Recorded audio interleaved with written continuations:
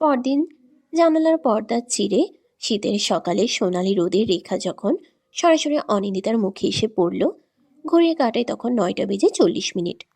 অনিন্দিতা আড়মোড়া ভেঙে চোখ মেলতেই এক তীব্র অবসাদ অনুভব করলো সারা শরীরে। ওর মনে হলো যেন এক অতল সমুদ্র বাড়ি নিয়ে ওর মনে হলো যেন এক অতল সমুদ্র পাড়ি দিয়ে ফিরে এসেছে ও। এক মুহূর্তের জন্য ও বুঝতে পারল না ও কোথায়। তারপর ধীরে ধীরে গত রাতের সব স্মৃতি তাসের ঘরের মতো ওর চোখের সামনে ভেসে উঠতে শুরু করলো। সে অনাকাঙ্ক্ষিত তীব্র সে হলুদের স্পর্শে ওর দম আটকে আসা, তারপর কনভেনশন হল থেকে বেরিয়ে গাড়িতে ওঠা, অন্ধকার রাস্তায় গাড়ি থামানো, আর তারপর অনিন্দিতার হৃৎপিণ্ডটা এক লাফে গলার কাছে চলে এলো। হুট করে উঠে বসলো ও। নিজের বিছানা, পরিচিত ঘর সবই তো ঠিক আছে। ও কি তবে কোনো স্বপ্ন দেখছিল? পরক্ষণেই ওর নাকে এলো শুভ্র শরীরের তীব্র পুরুষালী ঘ্রাণ। চমকে উঠল ও। চমকে উঠে লক্ষ্য করলো কাল রাতের হলুদ রঙের শাড়িটা এখনো ওর পরনে। শাড়ির আঁচলটা অবিন্যস্ত হয়ে নেমে এসেছে কাঁধ থেকে। ও কাঁপা কাঁপা হাতে নিজের ঠোঁটে স্পর্শ করল। শুভ্রর সেই অবাধ্য আর নেশাতুর চুমুর রেশ যেন এখনো লেগে আছে সেখানে। অনিন্দিতার সারা শরীর লজ্জায় আর অদ্ভুত এক শিহরণে রিরি করে উঠল কেমন। ও সত্যি সত্যি কাল রাতে অতটা অসংলগ্ন হয়ে পড়েছিল? ও কি সত্যি শুভ্রর চুলে আঙ্গুল চালিয়ে ওকে টেনে নিয়েছিল নিজের দিকে? না না, আমি এতটাও নির্লজ্জ নই। নিজের মনে বিড়বিড় করে উঠল মেয়েটা। পরক্ষণে দুই হাতে ঢেকে ফেলল নিজের মুখমণ্ডল, কিন্তু রেহাই মেলেনি তাতে। বন্ধ চোখের পাতায় ভেসে উঠছে শুভ্রর সেই ঘাম ভেজা কপাল, ওর চুলে নিজের আঙ্গুলের সেই শক্ত বাঁধন, আর শুভ্রর গলার নিচে মুখ গুজে দিয়ে নিজের করা সেই অদ্ভুত সব আচরণ। লজ্জায় মেয়েটার কানের লতি পর্যন্ত লাল হয়ে উঠল। শীতের সকালের এই হিমেল হাওয়ায়ও ওর সারা শরীরে যেন বয়ে যাচ্ছে আগুনের তীব্র হালকা। ও টলমল পায়ে বিছানা থেকে নেমে ড্রেসিং টেবিলের আয়নার সামনে গিয়ে দাঁড়ালো। আয়নার ঝাপসা কাছে নিজের বিধ্বস্ত প্রতিচ্ছবি দেখে ও নিজেই শিউরে উঠল। কাজল লেপ্টে চোখে নিচে পড়েছে কালচে ছায়া। ঠোঁটজোড়া কাল রাতে সেই দহনে এখনো সামান্য ফুল আর রক্তিম। হঠাৎ করে ওর মনে পড়ল সেই মুহূর্তটার কথা, যখন শুভ্র ওকে শক্ত করে চেপে ধরেছিল দেয়ালের সাথে। ও কাঁপতে কাঁপতে শাড়ির আঁচল আর কুচির ভাঁজটা সরালো। আয়নায় নিজের অনাবৃত কোমরের দিকে তাকাতেই নিঃশ্বাস আটকে এলো ওর। ফর্সা ত্বকে নাভির পাশ জুড়ে কাঁচা হলুদের গাঢ় প্রলেপটা এখন শুকিয়ে লেপ্টে আছে চামড়ার সাথে। শুভ্রর 4টে আঙ্গুলের ছাপ এতটাই স্পষ্ট সেখানে, যেন নিজের অধিকারের এক অমোঘ সিলমোহর ওর শরীরে এঁকে দিয়ে গেছে মানুষটা। কাল রাতে সে অবাধ্য স্পর্শের স্মৃতিটা বিদ্যুতের মতো নেমে গেল ওর মেরুদণ্ড বেয়ে। মনে হলো শুভ্রর হাতের সেই তপ্ত ছোঁয়াটা এখনো জল করছে ওখানে। নিজের অজান্তেই একবার কেঁপে উঠল অনিন্দিতা। মানুষটার এই নিবিড় ছোঁয়া নাকি নিজের নির্লজ্জ আচরণ, ঠিক কোনটার জন্য বেশি লজ্জা পাওয়া উচিত বুঝতে পারল না ও। লজ্জা আর অপরাধ বোধের এক অদ্ভুত দোলাচলে অনিন্দিতা আয়নার সামনে দাঁড়িয়ে রইল পাথরের মূর্তির মতো। কাল রাতে সেই উলট পালট করে দেওয়া অনুভূতির পর শুভ্রর সামনে দাঁড়ানোর মতো মানসিক জোর ওর নেই। ও ভাবলো মায়ের কাছে কোনো একটা বাহানা দেবে, মাথা ব্যথা বা শরীর খারাপের কথা বলে বাড়িতে থেকে যাবে। ঠিক সেই মুহূর্তে ওর ফোনটা কেঁপে উঠল সশব্দে। স্ক্রিনে শুভ্রর নাম জলজল করতে দেখে ধক করে উঠল অনিন্দিতার বুকের ভেতরটা। কল নয়, একটা মেসেজ এসেছে শুভ্রর নাম্বার থেকে। অনিন্দিতা স্বস্তির নিঃশ্বাস ফেলে মেসেজটা খুলতেই আবার দম আটকে এলো ওর। আয়না দেখা শেষ, রেচেরি শেষ হলে লজ্জায় লাল না হয়ে জলদি চল নাও, একসাথে বেরোবো। আর হ্যাঁ, কাল রাতের ঘটনাকে অজুহাত বানিয়ে শরীর খারাপের বাহানায় যদি বাসে লুকিয়ে থাকার চেষ্টা করো, তবে রিমেম্বার, আজকের পেনাল্টি গতকালে চাইতো বহুগুণ ভয়াবহ হবে। মেসেজটা পড়ে অনিন্দিতার হাত থেকে ফোনটা প্রায় খসে পড়ার উপক্রম হলো। মানুষটা কি ওর মনের কথা সব পড়তে পারে? ও যে এখন পালানোর পথ খুঁজছে সেটা শুভ্র জানলো কি করে? হাসবে না কাঁদবে বুঝতে পারলো না মেয়েটা। ওর সারা শরীর আবার অবশ হয়ে আসছে সেই চেনা আবেশে। শুভ্র নামের এই মানুষটা ওকে পাগল করেই ছাড়বে। ঠিক তক্ষুনি দরজায় করাঘাতের শব্দে চমকে উঠল অনিন্দিতা। ফোনটা বিছানায় রেখে তড়িঘড়ি করে উঠে দাঁড়ালো। রাবেয়া বেগম তখন ওপাশ থেকে একটানা ডেকে চলেছেন ওকে। অনু, আয় অনু, কিরে উঠবি না আজকে? 11টার মধ্যেও ইরাদের ওখানে পৌঁছাতে হবে, রেডি হবি কখন? এই তো আম্মু উঠেছি। কোনো মতে গলাটা স্বাভাবিক করে জবাব দিল অনিন্দিতা। তারপর তড়িঘড়ি করে অবিন্যস্ত আঁচলটা ঠিকঠাক করে কাঁধে মেলে দিয়ে শরীরটা ভালো করে ঠেকে টুকে দরজা খুলল। রাবেয়া বেগম ঘরে ঢুকে মেয়ের আলুথালু দশা দেখে চোখ কপালে তুললেন। এই অবস্থা কেন তোমার? শাওয়ার নাওনি কেন এখনো? বিয়েতে কি এমন কাজল লেপটা ভূত হয়ে যাবে? রাবেয়া বেগম মেয়ের কপালে হাত দিয়ে পরখ করলেন জ্বর আছে কিনা। কাল রাতে যখন সবরি এসে তোমাকে রেখে গেল, তখন তো একদম গম্ভীর গভীর ঘুমিয়েছিলে। মাথা ধরাটা কি এখনো আছে? ওখানকার হই হুল্লোড়ে নাকি মাথা ধরেছিল? অনিন্দিতা অবাক হতে চেয়েও শেষ মুহূর্তে সামলে নিল নিজেকে। শুভ্র যে ওর মাথা ধরার ব্যাপারটা বানিয়ে বলেছে বুঝতে সময় লাগলো না ওর। ও কোনো মতে মাথা নেড়ে মাকে আশ্বস্ত করলো। না, ঠিক আছে আম্মু, তুমি যাও, আমি ফ্রেশ হয়ে নিচ্ছি। অনিন্দিতার পরনে গাঢ় ফিরোজা রঙের সিল্কের শাড়ি। আয়নার সামনে দাঁড়িয়ে হেয়ার ড্রায়ারে চুল শোকাচ্ছে ও। ঠিক তখনই কলিং বেল বেজে উঠতেই কান খাড়া হয়ে গেল মেয়েটার। শুভ্র চলে আসেনি তো? হেয়ার ড্রায়ারটা বন্ধ করতেই ঘরের নিস্তব্ধতায় কলিং বেলের শব্দটা যেন অনিন্দিতার কানে আরো জোরালোভাবে আছড়ে পড়ল। হৃৎপিণ্ডটা মুহূর্তেই ধক করে উঠল ওর। দরজা খুলতেই রাবেয়া বেগমের নজরে এলো শুভ্রর হাসি হাসি মুখটা। সালামের জবাব দিয়ে হবু জামাইকে ভিতরে এনে বসালেন তিনি। রাবেয়া বেগম ড্রয়িং রুমে শুভ্রর সাথে কথা বলছেন, আর ওদিকে নিজের ঘরের দরজার পেছনে যেন দম বন্ধ করে দাঁড়িয়ে আছে অনিন্দিতা। বসো বাবা, আমি দেখি অর্কর হলো কি না। তুমি একটা অরিন্দিতাকে দেখো তো, মেয়েটার হয়েছে কি না। রাবেয়া বেগমের এই সহজ উক্তিটা যেন কামানের গোলার মতো বিঁধল অনিন্দিতার কানে। মা জেনে বুঝে নেকড়ের সামনে হরিণ ছেড়ে দিতে চাইছে। অনিন্দিতা তড়িঘড়ি করে ড্রেসিং টেবিলের সামনে ফিরে গিয়ে আবার চিরুনি হাতে নিল। নিজেকে খুব ব্যস্ত দেখানোর চেষ্টা করলো ও। যদিও ওর হাত কাঁপছে থরথর করে। ঠিক তখনই দরজায় টোকা পড়ল। আসতে পারে? অনিন্দিতা আয়নার ভিতর দিয়ে দেখল শুভ্র দাঁড়িয়ে আছে দরজায় হেলান দিয়ে। ওর পরনে সাদা রঙের একটা ধবধবে পাঞ্জাবির উপর গাঢ় নীল রঙের একটা কোটি, যা ওর গায়ের ফিরোজা শাড়ির সাথে তৈরি করেছে এক অদ্ভুত সামঞ্জস্য। ওর হাতের কবজিতে জলজল করছে দামি ঘড়ি, চুল পরিপাটি করে সেট করা জেলির সাহায্যে। চোখের দিকে তাকাতেই থমকে গেল অনিন্দিতা। এই চোখ দুটোই খেলা করছে মুগ্ধতা। শুভ্রর সেই দৃষ্টি যেন আয়নার কাজ ভেদ করে পৌঁছে যাচ্ছে অনিন্দিতার হৃৎপিণ্ড অবধি। দেখা শেষ হলে আমি কি রুমে ঢুকতে পারি, মিসেস শুভ্র? অনিন্দিতা চমকে উঠে চোখ সরিয়ে নিল তড়িঘড়ি করে।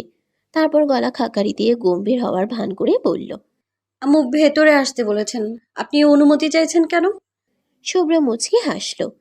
কয়েক পা এগিয়ে এসে অনিন্দিতা ঠিক পেছনে এসে দাঁড়াতেই আয়নার ফ্রেমে ধরা পড়ল এক অপূর্ব দৃশ্য। নীল আর ফিরোজার এক অনন্য যুগলবন্দী।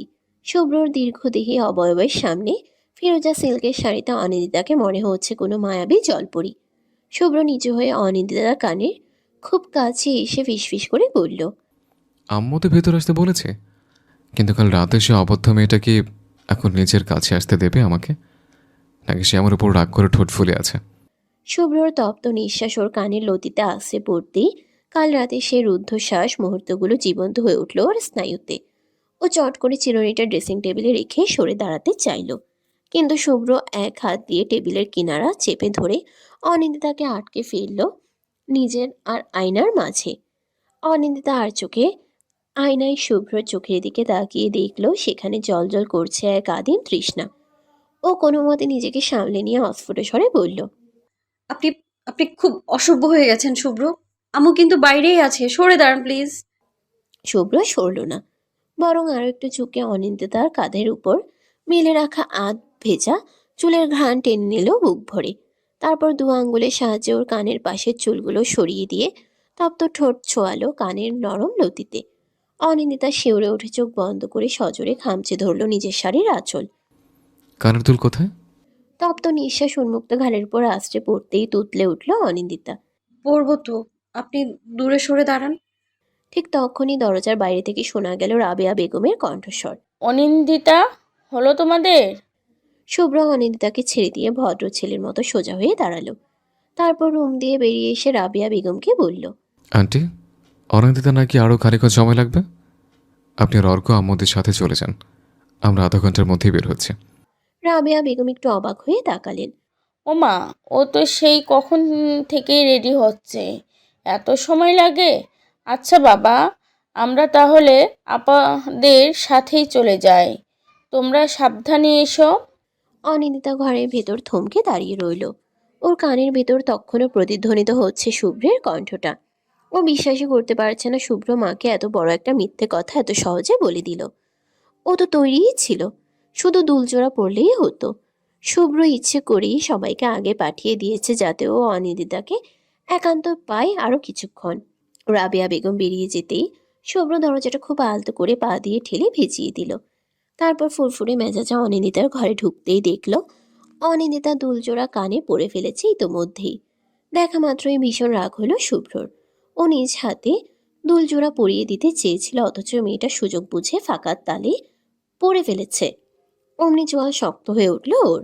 শুভ্রকে ঘরে ঢুকতে দেখে অনিন্দিতা তড়িঘড়ি করে বলল, শুভ্র, আপনি সবাইকে ওভাবে মিথ্যে বলে পাঠিয়ে দিলেন কেন? আমি তো রেডিই ছিলাম। এই দেখুন, দুলও পরে ফেলেছি। এখন তাড়াতাড়ি চলুন তো, দেরি হচ্ছে। শুভ্র কোনো কথা বলল না। ও অনিন্দিতার একদম সামনে এসে দাঁড়ালো। অনিন্দিতা পিছিয়ে যেতে চাইল এক পা, কিন্তু ওর তৎক্ষণাৎ পিঠ গিয়ে ঠেকলো ড্রেসিং টেবিলের আয়নার সাথে। শুভ্র দু হাতে আয়নার দুই ধার চেপে ধরে অনিন্দিতাকে বন্দি করে ফেললো মাঝখানে। তারপর নিচু হয়ে ওর চোখের দিকে তাকিয়ে তপ্ত গলায় বলল, are you trying to ignore me? Anindita শুকনো ঢোক গেলে দুপাশে মাথা নাড়ালো। ইগনোর করব কেন?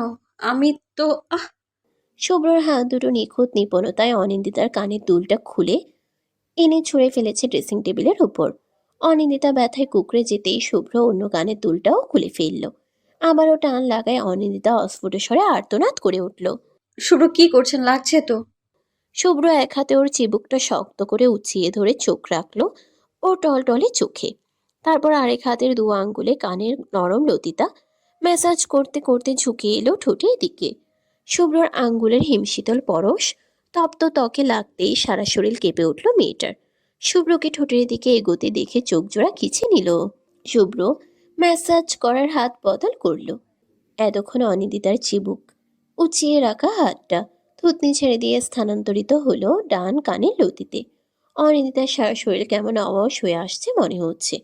শুভ্রর আঙ্গুলের মন্থর ম্যাসাজে ব্যথার জায়গাটা এখন এক অদ্ভুত শিহরণে পরিণত হয়েছে। অনিন্দিতার খিসড়ে থাকা চোখের পাতা আর লিপস্টিক রাঙা ঠোঁটজোড়া থরথর করে কাঁপছে সমান তালে।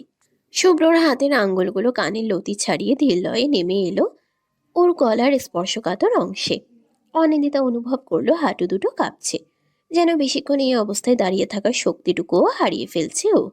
শুভ্রর তপ্ত নিঃশ্বাস থমকে আসে ওর ঠোঁটের ঠিক 1 ইঞ্চি দূরত্বে। ও হুট করেই সরু কোমরে হাত গলিয়ে অনিন্দিতাকে টেনে মিশিয়ে নিল নিজের সাথে। শাড়ির উপর দিয়ে কোমরে হালকা চাপ দিতেই অনিন্দিতা চমকে চোখ মেলল। শুভ্রর চোখে তখন ভয়াবহ মুগ্ধতা। ও অন্য হাত দিয়ে টেবিল থেকে একটা ঝুমকো তুলে নিল। অনিন্দিতার কানের খুব কাছে মুখ নিয়ে তৈরি হলো দুলটা পরানোর জন্য। দুলের হুকটা কানের ফুটোতে ছোঁয়ানোর আগে অনিন্দিতার কানের ঠিক নিচের নরম অংশে নিজের দাঁত দিয়ে খুব হালকা একটা চাপ দিল। অনিন্দিতা অস্ফুট স্বরে গুঙ্গিয়ে উঠে খামছে ধরল শুভ্রর পাঞ্জাবির বুকের অংশ। শুভ্র, প্লিজ। আম্মু। শুভ্র দুলটা পরিয়ে দিতে দিতে নেশাক্ত গলায় বলল। আম্মু এখন অনেক দূরে রেডছেড়ি। পরানো শেষ করে মুহূর্তের জন্যও হাত সরালো না শুভ্র, বরং মেয়েলে কোমর জুড়ে আরো জোরদার হলো ওর হাতের স্পর্শ। সিল্কের শাড়ির পাতলা আবরণের উপর দিয়েও অনিন্দিতা অনুভব করতে পারছে শুভ্রর হাতের তালুর উত্তাপ। শুভ্র দ্বিতীয় দোলটা হাতে তুলে নিল। অনিন্দিতার ঠোঁট দুটোর একদম কাছাকাছি মুখ রেখে ও ফিসফিস করে বলল। এভাবে কাঁপছে কেন ডার্লিং? ব্যথা লাগছে? অনিন্দিতা উত্তর দিতে পারল না। উত্তর দেওয়ার মতো শক্তিটুকুও অবশিষ্ট নেই ওর শরীরে। শুভ্রর হাতের আঙ্গুলগুলো এখন দ্বিতীয় দুলটা পরানোর বাহানায় এক আশ্চর্য শিহরণ বইয়ে দিচ্ছে ওর কানের লতি থেকে ঘাড়ের ঢালু অংশ পর্যন্ত। অনিন্দিতা শুধু অস্ফুট স্বরে একটা শব্দ করল। শব্দটা শুভ্রর কানে পৌঁছাতেই এক চিলতে বিজয়ের হাসি ফুটে উঠল ওর ঠোঁটের কোণে। শুভ্র দোলটা পরানো শেষ করে আলতো টোকা দিল দুলজোড়ায়। অনিন্দিতার অবশ হয়ে আসা স্নায়ু কেঁপে উঠল আরেকবার। শুভ্র হঠাৎ করে অনিন্দিতাকে ছেড়ে দিয়ে একটু দূরে দাঁড়ালো। শুভ্র হঠাৎ করে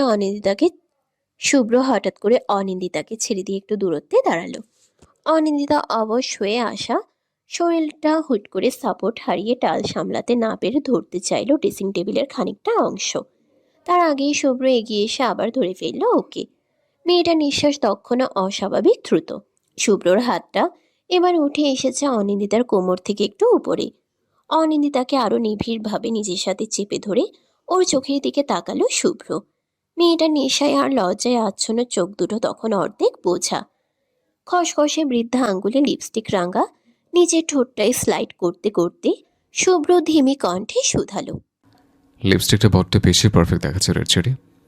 বিয়ের বাড়ির হাজারটা পুরুষের নজর কাড়বে এই ঠোঁটচোড়া। এত গাঢ় করছে কেন রংটা? আচ্ছা, তোর মুছতে হবে না, আমি হালকা করে দিচ্ছি, দাঁড়াও। কাজী সাহেব গলার স্বর উঁচিয়ে বললেন। বলুন। আলহামদুলিল্লাহ। বরপক্ষ এবং কনে পক্ষের সমাবেত কণ্ঠে আলহামদুলিল্লাহ ধ্বনিতে মুখরিত হয়ে উঠল পুরো কমিউনিটি সেন্টার। বিয়ে পড়ানো শেষ। চারদিকে হাসাহাসি, মিষ্টি মুখ আর ফটোশুট নিয়ে হইচই শুরু হয়েছে। অনিন্দিতা আর প্রীতি একসাথে গিয়ে অভিনন্দন জানিয়ে এলো নতুন দম্পতিকে। শুভ্র বরের ঠিক পাশেই বসেছিল। বিয়ে সম্পন্ন হওয়ার পর উঠে দাঁড়ালো ও। ইরা অভিককে অভিনন্দন জানিয়ে স্টেজ থেকে নেমে এলো। ভিড়ের মাঝখান থেকে ওর তীক্ষ্ণ দৃষ্টিটা ঠিক খুঁজে নিল অনিন্দিতাকে। প্রীতির সাথে গল্পে মশগুল মেয়েটা শুভ্র সেদিকে এক পলক তাকিয়ে খাবারের আয়োজনের দিকটাই চলে গেল। খাবারের আয়োজন করা হয়েছে বুফে স্টাইলে। টেবিলের চারপাশে মানুষের উপচে পড়া ভিড়। শুভ্র প্লেট হাতে নিলেও ওর পুরো মনোযোগ ডেকোরেটিভ পিলারের আড়ালে দাঁড়িয়ে থাকা ওই ফিরোজা রঙের মানবীটির দিকে। তার অবশ্য হুঁশ নেই কোনো দিকে। গতকালের অনুষ্ঠানে বান্ধবী উপস্থিত না থাকাই যেন কথার তুবড়ি ছুটেছে আজ। শুভ্র লক্ষ্য করল কথার মাঝে মাঝে হাসি দমকে দুলছে অনিন্দিতার কানের ঝুমকোগুলো। ঠিক যেভাবে দুলছে ওর অবাধ্য হৃৎপিণ্ডটা। প্লেটটা রেখে অনিন্দিতার দিকে এগিয়ে গেল ও।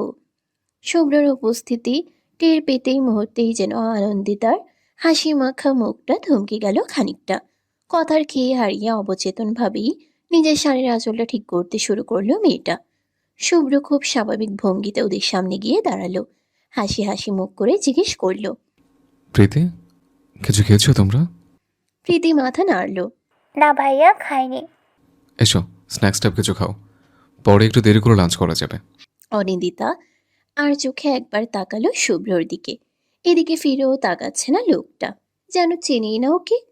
শুভ্রর এই অচেনা আচরণে ভালোই অবাক হলো মেয়েটা। ঘরে থাকাকালীন যে মানুষটা ওকে এক সেকেন্ডের জন্য স্বস্তি দিচ্ছিল না, সে কিনা এখন ওকে পাত্তাই দিচ্ছে না। প্রীতির সাথে এমনভাবে কথা বলছে যেন অনিন্দিতা এখানে ওর স্রেফ একজন সাধারণ পরিচিত ছাড়া আর কেউ নয়। শুভ্র প্রীতির সাথে কথা বলতে বলতে বুফে টেবিলের দিকে নিয়ে গেল ওদের। অনিন্দিতা বাধ্য হয়ে পিছু পিছু হাঁটছে। বুফে টেবিলের কাছে আসতেই শুভ্র একটা প্লেট হাতে নিল। প্রীতি অন্য পাশে গেল অন্য একটা আইটেম দেখতে। অনিন্দিতা যখন প্লেট হাতে নিয়ে কোনটা আগে ট্রাই করবে এই দোটানায় ভুগছে। কয়েক পদের খাবার সাজিয়ে শুভ্র পাশ থেকে ওর সামনে বাড়িয়ে দিল প্লেটটা। অনিন্দিতা অবাক হয়ে প্লেটের দিকে তাকিয়ে দেখল প্লেটের সবই ওর পছন্দের আইটেম। শুভ্রর দিকে পিটপিট করে তাকিয়ে অবাক গলায় বলল। এটা আপনি আমার জন্য নিচ্ছিলেন? শুভ্র এক ভ্রু উঁচিয়ে কৌতুক মেশানো স্বরে বলল। কেন, আপনি কি ভাবলেন আমি ভুলে গেছি আপনাকে? So sad. রেড চেরি, অতটা সৌভাগ্য আপনার এখনো হয়নি, আর হবেও না কখনো। আপনি আমার, এই শুভ্রের, অনলি মাইন। শেষ দিকে এসে শুভ্রর কণ্ঠস্বর নিচু হতে হতে ফিসফিসে হয়ে গেল প্রায়। অনিন্দিতার কানের খুব কাছে ঝুঁকে এসেছে মানুষটা। প্লেটটা হাতে ধরিয়ে দেওয়ার বাহানায় তার অমসৃণ আঙ্গুলগুলো খুব সন্তর্পণে ধীর গতিতে ছুঁয়ে গেল অনিন্দিতার মসৃণ হাতের উল্টো পিঠ। অনিন্দিতা শিউরে উঠে আশেপাশে তাকালো। না, প্রীতি এখনো ব্যস্ত ওদিকে টেবিলে। অমসৃণ ছোঁয়াটা মুহূর্তেই যেন বৈদ্যুতিক প্রবাহের মতো ছড়িয়ে পড়ল অনিন্দিতার সারা শরীরে। হাতের প্লেটটা শক্ত করে আঁকড়ে ধরল ও। পাছে ওটা হাত থেকে পড়ে গিয়ে আবার কোনো তুলকালাম না ঘটে। শুভ্রর গাঢ় কণ্ঠের সেই অনলি মাইন শব্দ দুটো রীতিমতো প্রতিধ্বনিত হচ্ছে ওর কানের ভেতরে। শুভ্র ওর অস্থিরতা দেখে মিটিমিটি হাসলো মনে মনে। তারপর খুব স্বাভাবিকভাবে নিজের জন্য আরেকটা প্লেট নিতে নিতে বলল। এভাবে চোরের মতো আশেপাশে দেখাচ্ছ কেন? আমি তো কেবল আমার হবু বউকে খাবার সার্ভ করলাম একটু, অথচ তুমি এমন করছে যেন আমি তোমার এই রক্তিম ঠোঁট জোরে চুমু খেতে চেয়েছি। অনিন্দিতা নিচু স্বরে দাঁতে দাঁত চেপে বলল। আপনি কিন্তু কথা দিয়েছিলেন সবার সামনে উল্টাপাল্টা কিছু করবেন না। এখন কি বলছেন এইসব? শুভ্রর ঠোঁটের হাসিটা চওড়া হলো। নিজের প্লেটে খুব ক্যাজুয়ালি একটা কাবাব তুলতে তুলতে ফিসফিস করে বলল, কথা দিয়েছিলাম করবো না, কিন্তু বলবো না সেটা তো বলিনি। আর আমি যা করছি সেটা তো ভীষণ স্বাভাবিক। একজন উডবি হাজব্যান্ড তার উডবি ওয়াইফের প্লেট গুছিয়ে দিচ্ছে। কিন্তু উল্টাপাল্টা কোথায় দেখলে? নাকি আমার আঙুলের ছোঁয়াটা উল্টাপাল্টা কোনো সংকেত পাঠিয়েছে তোমার স্নায়ুতে? অনিন্দিতার কান ঝাঁঝা করে উঠল কেমন। শুভ্রকে কিছু একটা বলতে যাওয়ার আগ মুহূর্তে প্রীতি এগিয়ে এলো ওদের দিকে। প্রীতি কাছে আসতেই অনিন্দিতা কথাগুলো গিলে ফেলে চট করে মুখটা ঘুরিয়ে নিল অন্যদিকে। পাছে প্রীতি ওর লাল হয়ে যাওয়া গাল আর কান দেখে আবার না কিছু সন্দেহ করে। প্রীতি ওদের মুখোমুখি এসে দুজনার উদ্দেশ্যে বলল। অনু, চল ওদিকটায় বসি। অনিন্দিতা কিছু বলতে যাওয়ার আগেই শুভ্র বলল। তোমরা বসো, আমি একটু আসছি। শুভ্র চলে যেতেই যেন হাঁফ ছেড়ে বাঁচল অনিন্দিতা। বুকের ভেতরে দপদপানিটা এখনো কমেনি ওর। প্রীতিকে নিয়ে একটা কর্নারে টেবিলে বসলো। প্রীতি খেতে খেতে এক নাগাড়ে বক বক করে যাচ্ছে। অনিন্দিতা যান্ত্রিকভাবে মাথা নাড়ছে শুধু। ওর মন পড়ে আছে শুভ্রর সেই কথাগুলোর উপর। উল্টাপাল্টা সংকেত। সত্যিই তো, শুভ্রর প্রতিটি স্পর্শে ওর শরীর আর মন যেন ছুটে যায় কোনো এক অজানা গন্তব্যের দিকে। ঝাল খেতে খেতে হুট করে অনিন্দিতার একটু মিষ্টি কিছু খেতে ইচ্ছে করলো। ও প্রীতিকে বলল। প্রীতি, তুই খেতে থাক, আমি জাস্ট কোনো একটা মিষ্টি আইটেম নিয়ে আসছি। অনিন্দিতা আবার বুফে টেবিলের কাছে গেল। ভিড় এখন আগের চেয়ে কিছুটা পাতলা হয়েছে। ও যখন ঝুঁকে ডেজার্ট নিতে যাবে ঠিক তখনই ওর পাশ দিয়ে হেঁটে যাওয়া এক ব্যক্তি ধাক্কা খেলেন ওর সাথে। তারপর কিছু বুঝে ওঠার আগেই লোকটার হাতে থাকা কোল্ড ড্রিঙ্কসের গ্লাসটা কাত হয়ে সরাসরি অনিন্দিতার ফিরোজা রঙের সিল্কের শাড়ির উপর গিয়ে পড়ল। অনিন্দিতা আঁতকে উঠল শাড়ির অবস্থা দেখে। গাঢ় বাদামি রঙের পানীয়টা ফিরোজের শাড়ির বুক আর পেটের মাঝামাঝি অংশটায় একটা বড়সড় বিচ্ছিরি দাগ তৈরি করেছে। সিল্কের শাড়ি হওয়ায় দাগটা ছড়িয়ে পড়েছে দ্রুত। অনিন্দিতা কি করবে ভেবে পেল না। ধাক্কা দিয়ে লোকটা দাঁড়ায়নি। খুবই অদ্ভুতভাবে কোনো রকম ভদ্রতা সূচক সরি পর্যন্ত না বলে অদৃশ্য হয়ে গেছে ভিড়ের মধ্যে। অনিন্দিতা অবশ্য এত কিছু খেয়াল করার সময় পায়নি। ওর চোখের কোণে তখন জল চিকচিক করছে। একে তো শাড়িটা ওর খুব প্রিয়, তারপর আবার শুভ্রর সাথে ম্যাচিং হয়েছে আজ। অনিন্দিতা প্লেটটা ওখানেই রেখে আশেপাশে কোনো দিকে না তাকিয়ে দ্রুত পা চালিয়ে এগিয়ে গেল লেডিস ওয়াশরুমের দিকে। ওয়াশরুমের ভেতরটা একদম শান্ত। বাইরে বিয়ে বাড়ির শোরগোল খুব ক্ষীণ হয়ে আসছে এখানে। অনিন্দিতার প্রায় সমবয়সী একটা মেয়ে বেসিনে হাত ধুচ্ছিল। সে বেরিয়ে যেতেই আয়নার সামনে এসে দাঁড়ালো অনিন্দিতা। ট্যাপ ছেড়ে বেসিনের পাশে থাকা টিস্যু বক্স থেকে দুটো টিস্যু নিয়ে পানিতে ভিজিয়ে ঘষতে শুরু করলো বুক আর পেটের মাঝামাঝি অংশটায়। খট করে একটা শব্দ হতেই মাথা তুলে আয়নায় তাকালো ও। সাথে সাথেই যেন রক্ত হিম হয়ে গেল। চলন্ত হাতটা থেমে গেল ওখানেই। হৃৎপিণ্ডটা ধক করে উঠে এক মুহূর্তে চলে এলো গলার কাছে। রায়ান, অবিকের কাজিন রায়ান, সেই রায়ান। ইরার এঙ্গেজমেন্টের দিন ওদের বাসার ছাদে অনিন্দিতার সাথে কথা বলতে বলতেই ছোঁয়ার জন্য নোংরা হাত বাড়িয়েছিল লোকটা। শুভ্র প্রায় মারতেই যাচ্ছিল। অনিন্দিতা না থামালে বোধহয় রক্তারক্তি কাণ্ডই হয়ে যেত সেদিন। সেই রায়ান এই মুহূর্তে এখানে এই লেডিস ওয়াশরুমে কি করছে? রায়ান ততক্ষণে ঠোঁট জুড়ে একটা বিচ্ছিরি হাসি নিয়ে এগিয়ে এসেছে অনিন্দিতার অনেকটা কাছাকাছি। আরে শাড়ি, এই অবস্থায় কে করলো সুন্দরী? রায়ানের গলায় বিদ্রুপ। অনিন্দিতা এক ঝটকায় ঘুরে দাঁড়ালো। ওর ভেতরটা অজানা আশঙ্কায় কেঁপে উঠলো, গলা শক্ত করলো ও। আপনি? এটা লেডিস ওয়াশরুম, আপনি এখানে কি করছেন? বাইরে যান। রায়ান একদম ওর সামনে এসে দাঁড়িয়েছে। এত কাঠখড় পুড়িয়ে তোমাকে নির্জনে নিয়ে এলাম, এখন কিছু করতে না দিয়ে চলে যেতে বলছো? তা কি হয় নাকি সুইট হার্ট? অনিন্দিতা ঘাবড়ে গিয়ে পিছিয়ে গেল দুপা। মানে কি উল্টাপাল্টা বকছেন? ভালোই ভালোই বলছি, বেরিয়ে যান বলছি। আমি কিন্তু চিৎকার করলে সবাই চলে আসবে এখানে। রায়ান এক ঝটকায় অনিন্দিতার কবজি চেপে ধরল। চিৎকার করে লাভ নেই সুন্দরী। বাইরে মিউজিক আর হট্টগোল শব্দে কারো কানে পৌঁছবেই না তোমার চিৎকার। অনিন্দিতা সর্বশক্তি দিয়ে ওকে ধাক্কা দিল। ছাড়ুন আমায়, অশুভ লোক। রায়ান তো সরলই না, উল্টে ওকে বেসিনের সাথে চেপে ধরে ওর গায়ে হাত দিতে চাইল। ও লোলুপ দৃষ্টি ঘুরছে অনিন্দিতার শাড়ির ভেজা অংশে। অনিন্দিতা কষিয়ে চড় মারার উদ্দেশ্যে হাত উঠাতেই কিন্তু রায়ান ওর দুই হাত শক্ত করে আটকে ফেলল ওর হাতের মুঠোয়। অনিন্দিতা চিৎকার করার চেষ্টা করতেই আরেক হাত দিয়ে ওর মুখ চেপে ধরে হিংস্র কণ্ঠে বলল। তোমার এই প্রেমিক খুব লাফালাফি করছিল না সেদিন? সে কোথায়? ডাকো তাকে, আমিও একটু দেখি আজ সে কিভাবে বাঁচায় তোমাকে। বলতে বলতে ঘর কাঁপিয়ে হো হো করে হেসে উঠল রায়ান। অট্টহাসির শব্দটা ওয়াশরুমের টাইলসের দেয়ালে ধাক্কা খেয়ে এক বীভৎস প্রতিধ্বনি তৈরি করলো। অনিন্দিতার দম আটকে আসছে।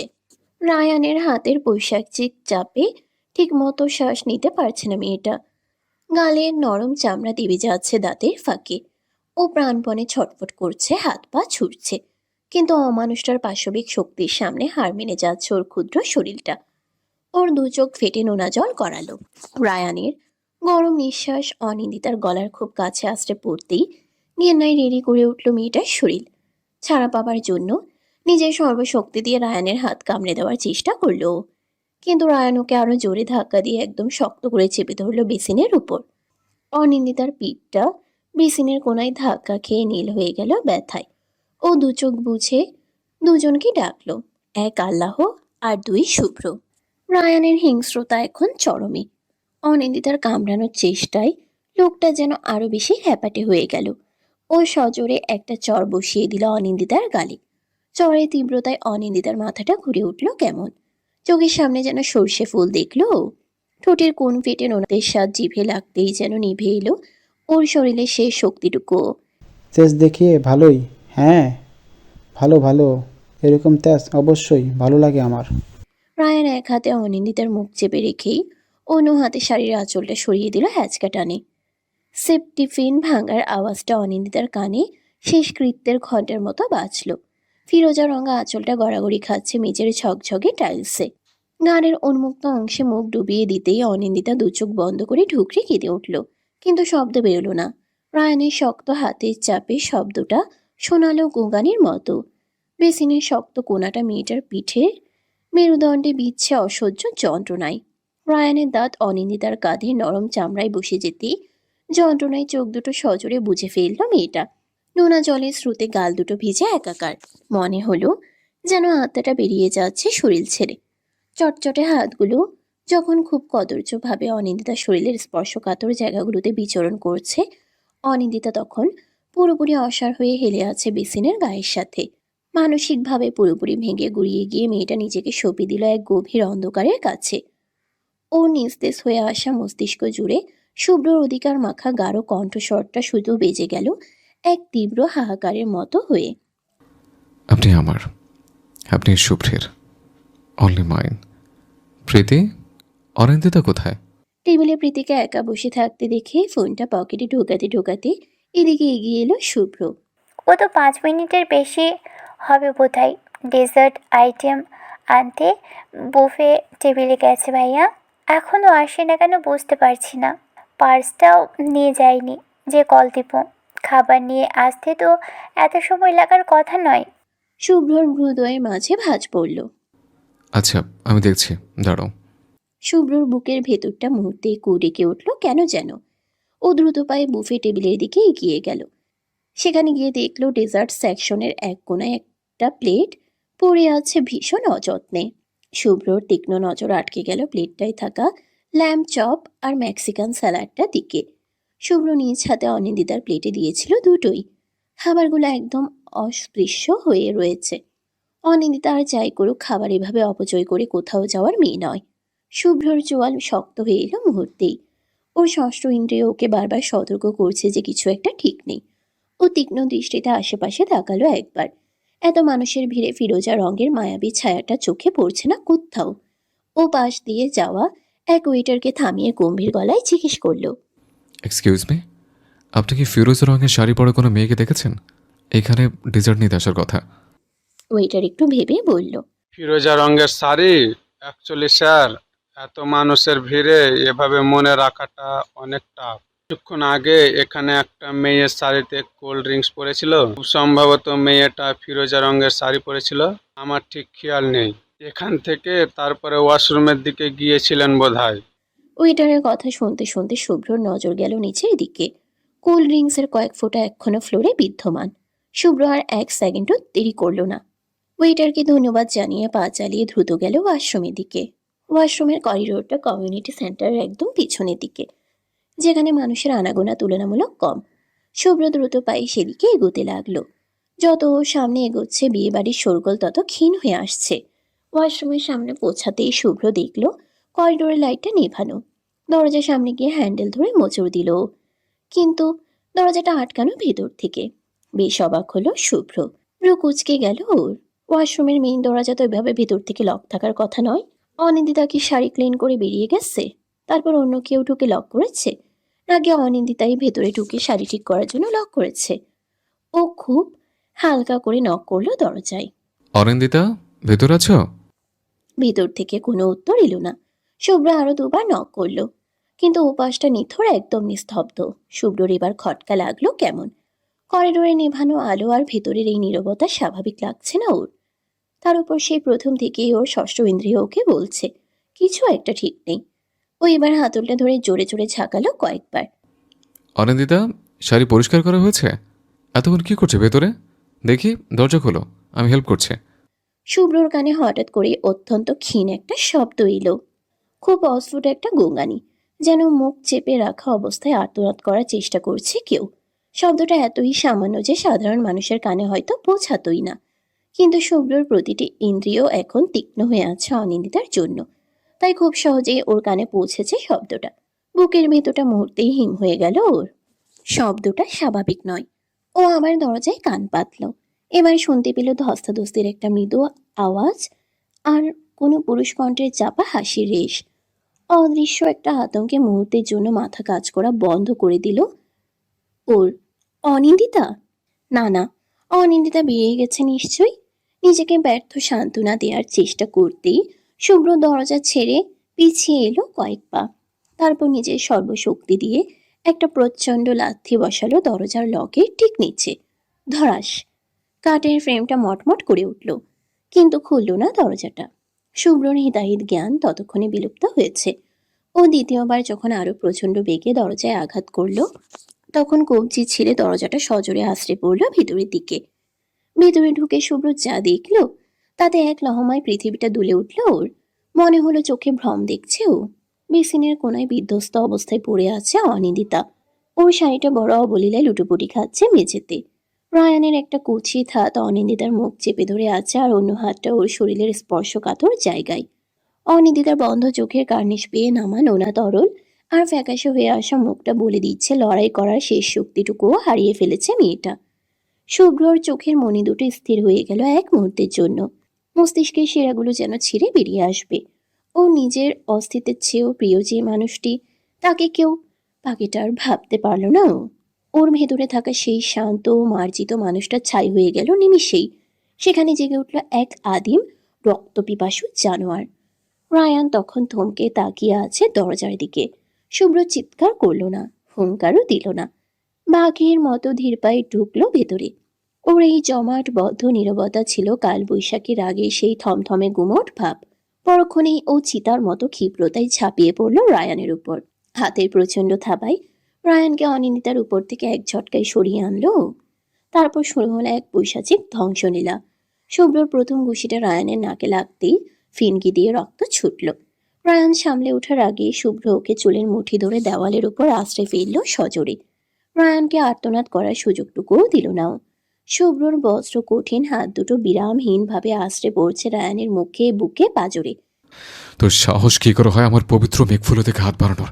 সেদিন তোকে আমি সাবধান করেছিলাম না ওর থেকে দূরে থাকার জন্য? আজ শুভ্র রায়ানের মাথাটা ধরে টাইলসের দেয়ালে সজোরে ঠুকলো।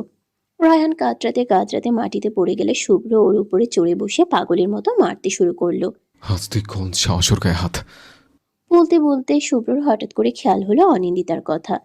পিছন ফিরে বিধ্বস্ত মেয়েটার দিকে তাকাতেই ঘাড়ের রগগুলো ফুলে উঠল ওর। তোর যে হাত দিয়ে আমার মেঘফুলকে ছুঁয়েছিস, সে হাত দুটি অস্ত রাখবো না আমি। রায়ানের ডান হাতের কবজিটায় হ্যাচকা টান দিয়ে পরপর মুচড়ে ধরল ও। রায়ানের আকাশ ফাটা আর্তনাদ আর শুভ্রের হুঙ্কারে কয়েকজন দৌড়ে এলো। একজন এগিয়ে এসে পেছন থেকে ধরে ফেলল শুভ্রকে। কি করছিস শুভ? ছাড়, মরে যাবে তো ছেলেটা। শুভ্রকে টলানো অসম্ভব। ও গর্জন করে উঠল। কেউ কাছে আসবি না। হে জানোয়ারটাকে আজ জ্যান্ত কবর দেবো আমি। ও আমার অনিন্দিতার গায়ে হাত দিয়েছে। আরেকজন ওয়েটারও আগে ছেলেটার সাথে টেনে ধরল ওকে। ভাই সরে আসুন, বাকি যা ব্যবস্থা করার পুলিশ করবে। আপনি মেয়েটার দিকে দেখুন, মেয়েটা অজ্ঞান হয়ে যাচ্ছে বোধহয়। অনিন্দিতার কথা কানে যেতেই শুভ্রর হাতের মুঠো আলগা হয়ে এলো। রায়ানের রক্তাক্ত দেহটা আবর্জনার মতো পড়ে রইল মেঝেতে। শুভ্র দ্রুত ঘাড় ফিরিয়ে অনিন্দিতার দিকে তাকালো। বেসিনের কোলে হেলান দিয়ে থাকা মেয়েটা ধীরে ধীরে নিস্তেজ হয়ে গড়িয়ে পড়ছে মেঝের দিকে। চোখ জোড়া বোঝা, মুখটা সাদা হয়ে গেছে কাগজের মতো। অনিন্দিতা, শুভ্র এক লাফে ওর কাছে পৌঁছালো। ওর ভেতরে হিংস্র সত্তাটা অদৃশ্য হয়ে গেল এক লহমায়। তার জায়গায় ফিরে এলো এক অসহায় প্রেমিক। মেঝেতে ঢলে পড়ার আগেও দুই হাত দিয়ে শক্ত করে জড়িয়ে ধরল মেয়েটাকে। যে হাতগুলো একটু আগে জমের মতো আশ্রে পড়ছিল রায়ানের উপর, সে হাতগুলোই এখন পরম মমতায় আগলে ধরল প্রিয়ার মুখটা। অনিন্দিতা, চোখ হলো, তাকে দেখো, আমি এসেছি। মেঘফুল। শুভ্রর গলার স্বর আচমকাই ভেঙে এলো শেষ দিকে। ও অনিন্দিতার মুখটা ছেড়ে দিয়ে তড়িঘড়ি করে মেয়েটার ব্লাউজের প্রথম বোতাম তিনটে লাগিয়ে দিল। তারপর শাড়ির আঁচলটা কোনো রকম কাঁধে উঠিয়ে দিয়ে নিজের নীল কোটিটা খুলে পরিয়ে দিল তার উপর। ওর আঙ্গুলগুলো কাঁপছে থরথর করে। কোটির বোতামগুলো লাগাতে গিয়ে ওর হাত পিছলে গেল বারবার। ওর চোখের কোণায় এক ফোঁটা অশ্রু বিন্দু চকচক করছে, অথচ চোয়াল শক্ত পাথরের মতো। আশেপাশে জমানো ভিড়টাকে উদ্দেশ্য করে শুভ্র এক ভয়ঙ্কর হুঙ্কার ছাড়ল। রাস্তা ছাড়ুন। ওর সেই খুনে চাউনির সামনে কেউ দাঁড়ানোর সাহস পেল না। ভিড় চিরে অনিন্দিতাকে পাজা কোলে তুলে নিল শুভ্র। মেয়েটার মাথাটা এলিয়ে পড়েছে শুভ্রর কাঁধে। সিল্কের শাড়ির ভাঁজগুলো অবিন্যস্ত। শুভ্র ওকে নিয়ে করিডোর দিয়ে হনহন করে হেঁটে বেরোতেই রাবেয়া বেগম, প্রীতি, অর্ক, সোনালী বেগম সহ সবাই হেসে হাজির। এরা অবিক এসে দাঁড়িয়েছে পিছনে। মেয়েটার অবস্থা দেখে বুক ফাটা আর্তনাদ করে পড়ে যাওয়ার আগেই পেছন থেকে অর্ক আঁকলে ধরল মাকে। পরিস্থিতির ভয়াবহতায় স্তব্ধ সবাই।